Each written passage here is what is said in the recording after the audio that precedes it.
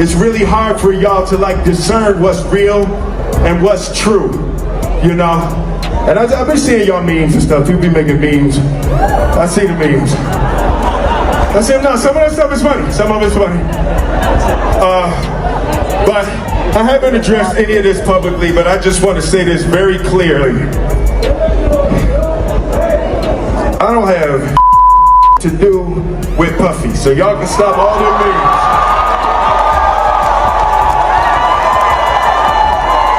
I can stop all of that. I ain't been nowhere near no damn freak off. Listen, I do enough of my own. Don't be putting me in other people's. For years, some of the most powerful names in entertainment moved behind an unspoken shield, not due to a lack of questions, but because challenging the narrative carried real consequences. Now, as 50 Cent's documentary steps into the spotlight, that long-held silence is being broken with intent and discipline, not chaos. With attention turning back to Diddy and renewed pressure surrounding Will Smith, one hard question rises above the noise. What stayed hidden for so long, not because it was invisible, but because silence protected it and made it untouchable? Will Smith and Jada tried to pick her up on a threesome and you were going to beat up Will Smith. Is that true?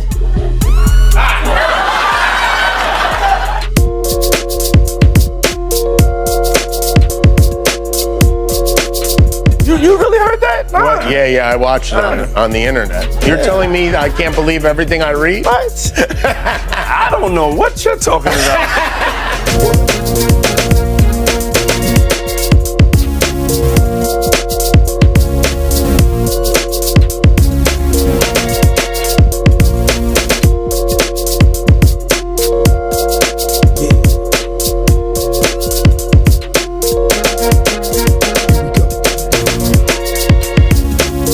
For years, Hollywood relied on a familiar playbook: stay silent, keep control, and wait for attention to fade. That strategy shielded influence for a long time until it suddenly didn't.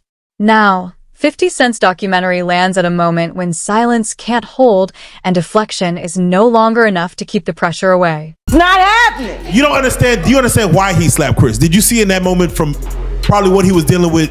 What was he dealing with? What the f was he dealing with? Something made him slap his brother. No, something didn't make him snap anything. He laughed at that bad joke that Chris said like everybody else. And then Jada looked at him and it was like the Manchurian Candidate. Not the Manchurian. Real life.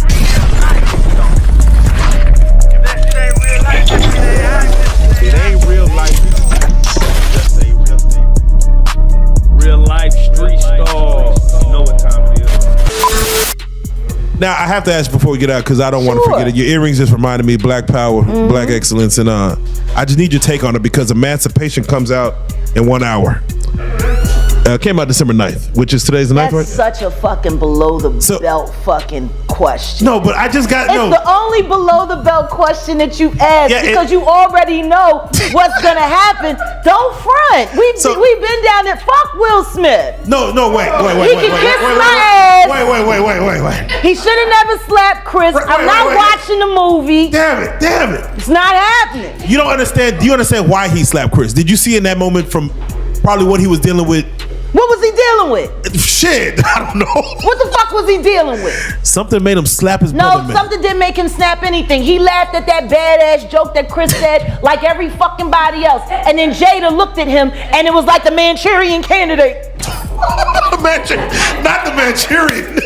Not the Manchurian. God damn it.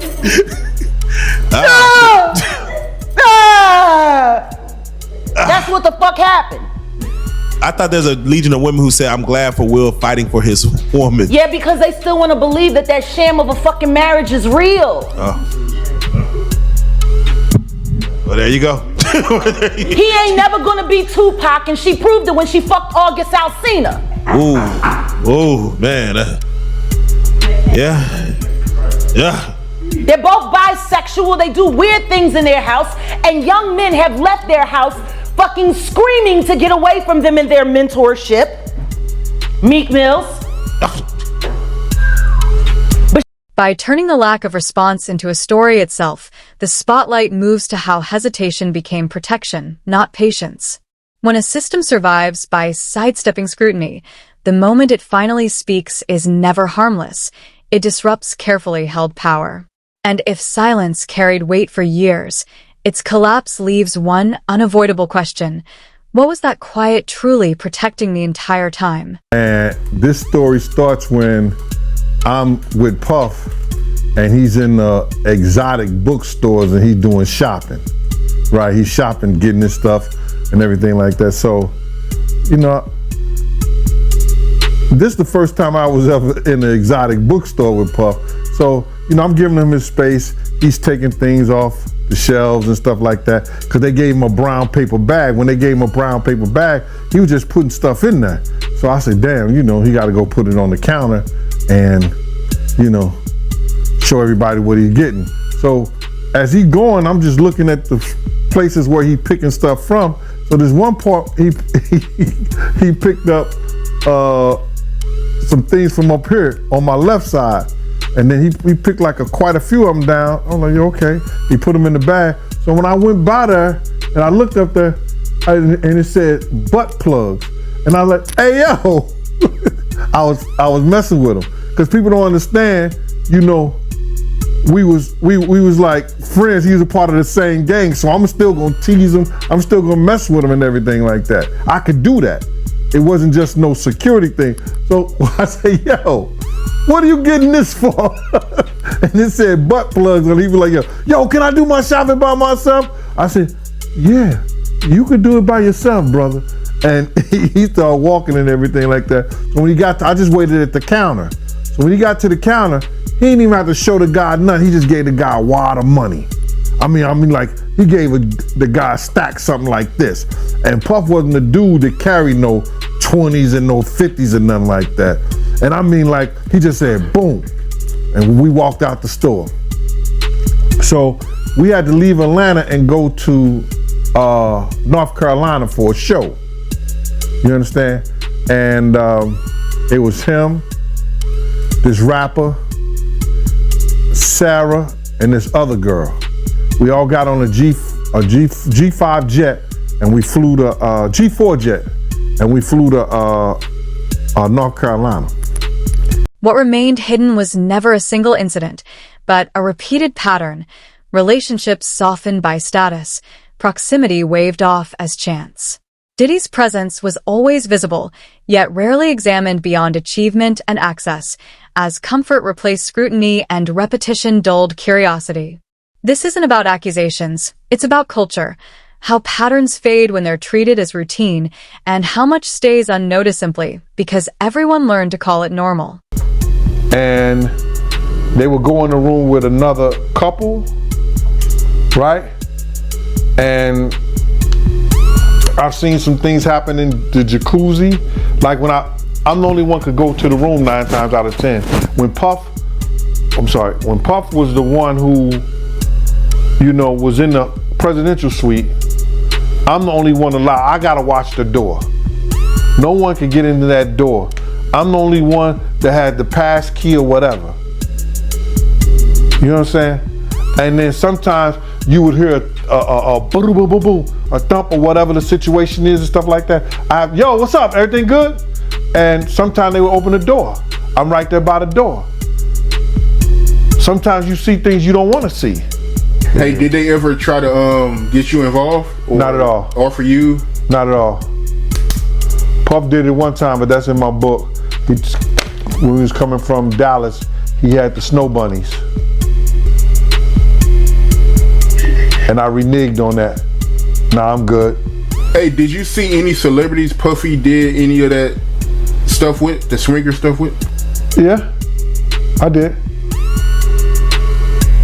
Tell me about that.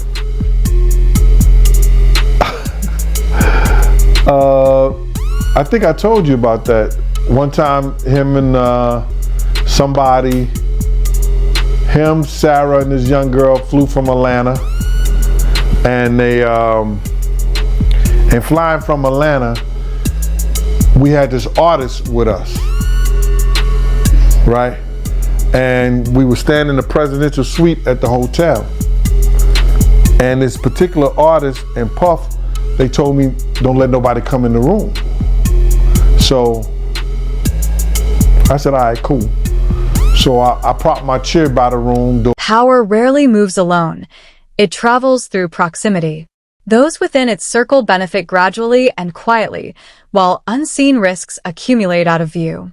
In a system like that, maintaining distance isn't random. It's deliberate, a strategic decision rather than a reflex. Emancipation, how the fuck you gonna play in a movie called Emancipation and you can't emancipate yourself? Ooh. Bars. Cause you trapped in a hole. My nigga, you trapped in a hole. This bitch clowning you day after day after day after day. And once again, I hate saying these things because their children are dope. But Jaden's kind of MIA. And considering that he emancipated from their household at 16 and refused to come back even to do family interviews. You know? Yeah. Willow's just kind of, she's dope. Too much shit happened in that fucking house. Too much shit happened in that fucking house. And meanwhile, I go to jail for defending my child and these niggas don't even get a CPS fucking visit for the kind of shit they kids see. You know? There you go. So yeah, I'll watch the movie when, I'll watch Emancipation when he emancipates himself from the hell that he lives in, that he tries to call marriage with that woman who's still with. The closer someone stands to influence, the higher the cost of asking questions too soon. When proximity delivers opportunity first and consequences come later, the real issue isn't timing. It's who is left holding the burden when the story finally shifts. But enjoy the film, buy lots of popcorn. I ain't supporting shit he fucking do. He's a bad representation for black men. He is literally the epitome of a ballless man. I'm sick and tired of people making our black men look weak. I'm sick and tired of that shit because I don't know no nigga that would put up with the shit that bitch done put him through. Now you could justify staying because you ain't want to cut up the money because she would have got the child support and the alimony, but the kids is grown. So if you staying now, it's either because you being blackmailed to stay or you too lazy to go. He housebroken. That don't fit right for a Philly nigga. But he did grow up in Overbrook though. He didn't technically grow up in West Philly. That was Jazzy Just Life he was writing about. He lived over there, not far from where Kobe Bryant grew up. That's the other side of City Avenue. He came up Overbrook, so they had big houses and he wasn't at the playground get beat up. That was Jazzy Just. Will Smith's public separation marks a decisive shift from years of quiet restraint to intentional boundary setting. In today's media environment, a denial isn't just a reply. It signals that a line has been crossed. Measured in tone and delivered openly, it creates distance without inviting escalation. Yet timing still matters.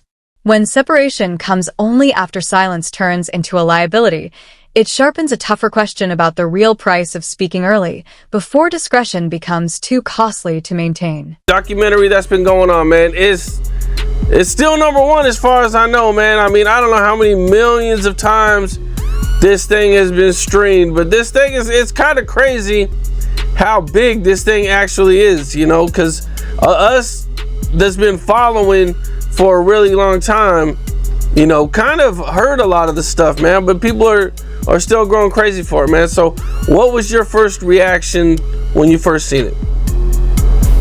When I first seen it, I said, damn, they stole my whole damn idea. You understand? Because I was talking to the producers and before I talked to the executive director, and the producers knew I was telling them what I was bringing to the table because I was trying to get a deal for me, Kirk, and Tim all together. A documentary changes the terms of engagement. By organizing scattered moments into clear sequence and context, 50 Cent moves the conversation away from speculation and toward record. This isn't a verdict, it's a reset of attention, forcing a closer look at why certain questions were never followed and why others were quietly allowed to fade. I told them what we was bringing to the table, who was going to tell a story, how they was going to tell a story. You know, I didn't know exactly what they were going to say, but I knew Tim grew up with Puff, so he can get the childhood thing. So I'm going and telling them the whole angle in which I would like for this to go. You know what I'm saying? What we was bringing to the table. I didn't know how they was going to do it, but I was saying, this is what we're going to bring to the table. Tim could start off with the childhood part of it because they grew up together. That's Tim Dog, Tim Patterson. Also, you know, he was the one who was working at Uptown. He was executive over there of A&R and all that other stuff. He went to Island Records. He used to work with over there at Arista, the whole 9 yards. Tim is the one who had the Lost Boys. If you remember the Lost Boys, yeah, you know what I'm saying. Tim was the manager of them. That was his group and everything like that. So Tim had a lot of inside and a lot of stuff to do with Puff. I had a lot of other people I could have brought to the table too. Eddie F, who taught Puff how to work the board and everything like that. Just Eddie F, Heavy D, and the boys DJ. I was going to try to get Eddie and some other people like that, but it fell through because the lady was telling me what somebody else didn't give me or what somebody else didn't pay me, and she was being disrespectful. You know what I'm saying? I thought she was a white lady. I'm finding out she a sister. Long-form investigation unsettles an industry built on short attention spans by refusing to let stories expire on cue. When disciplined documentation replaces casual dismissal, the conflict shifts beyond facts to control. Who holds the authority to shape the permanent record, and who has finally lost the ability to rewrite or erase it? You know, Diddy has a long list of victims. You know, I mean, you got Cassie, Kurt Burrows, Shine, Little Rod, Mark Curry. I mean, you know what I'm saying? The list goes on of all the people who he's did wrong. You know, out of all the people you've heard of, and all the stories that you heard and the stuff that you know about, you know, who do you think is like Diddy's biggest victim? Who I think Diddy's biggest victim is? Yep. The mothers. Okay. Big's mama. Wolf's mother. The people that lost their sons. They could never get that back. Especially with those are the two people that changed his life. Put him on that pedestal to be a great producer. So I believe the mothers in them that lost their sons are the biggest victims of it all. Man, that's deep, man. That's crazy, man. You know, because I mean, you know, you brought up Big and the mom, and in the documentary they even talk about Diddy not paying for the funeral, acting like he's gonna pay it, but then billing it to Biggie. What was your thoughts on that? When you seen that, were you surprised when you seen that? No, I wasn't surprised, you know, because they said that when Big died, he built the estate. He took it out of Big's his budget. You understand what I'm saying? So yep. I wonder who got the life insurance policy. It was crazy. What's up? This is Cam Capone. We got more content like this coming soon, so hit that like button, subscribe, and stay locked in to Cam Capone News. The response to scrutiny reveals how uneven accountability truly is. Some face immediate fallout, while others remain insulated by reputation, legacy, or carefully positioned alliances. The renewed focus on Diddy, alongside the secondary attention on Will Smith, underscores how protection often functions as a built-in mechanism, not a personal exception. This isn't about hidden coordination, it's about structural design. And when accountability only activates after silence loses its value, it raises a blunt question. Can a system that waits that long ever honestly claim to be fair or consistent? You say that? Well, what I said is that isn't it weird that the government was so interested in Diddy's baby oil that they took 1,000 bottles away from his house If the government took 1,000 bottles of baby oil and somebody had things what appeared to be baby oil, and then you have to listen to the prosecutor. He said that they seized 1,000 bottles what allegedly to be baby oil. Allegedly to be baby oil. So that's telling people that it wasn't baby oil. And people think that that was baby oil, they out their mind. I don't believe it was baby oil. Yo, bro, when they went up in there, they knew what they was gonna find. They knew what was ever in that baby oil or that those bottles that appeared to be baby oil, they knew about that at first. You gotta realize 9 times out of 10, that individual that got caught at the airport, that was supposed to be their carrier, told them what they was doing and what they had. I wouldn't put him past that he told them everything. So when they went up in there, they knew they had to take whatever was out there, and that thing that appeared to be baby oil, they took that. They gotta test every last one of them. Let's see how much, let's see how many of those come back to be baby oil. Bro, listen to me. Costco don't sell that much baby oil. Where you know sell that much baby oil? Yeah, I don't know any store that sell that much baby oil. I know Costco, they came out and said that they don't even sell baby oil. My sentiments exactly. But you personally, right, what do you believe was in the baby oil? If you ever seen a massage parlor being raided and they walking out the people, do they take the massage oil with them when they go? No, they just walk out the people who are